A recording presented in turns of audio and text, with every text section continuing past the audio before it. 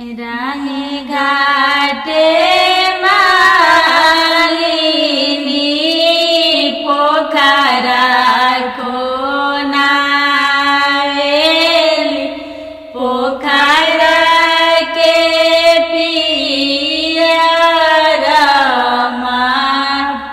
राहे घाटे मालिनी पोखरा पोखरा के पियरमा ताई ऊपर मालिन के वाला लगावेली ताई ऊपर मालिन के वाला केवाला के शीतल जान गोड़ावा चढ़ल अइले दुल्हा कवन दुल्हा खड़ा भइले केवाला के मलिया के गोद पैसी मालिनी जगावेली उठ मालिया भइले बिनुसा उठ मालिया भइले बिनुसा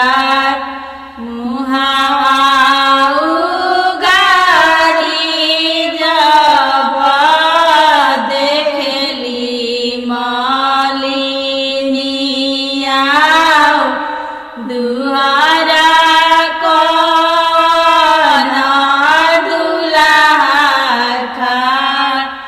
दुल्हा कौन दुल्हा किया तोहरे बाबू जा परो जान किया तोहरे भैया के बिया मरो लगा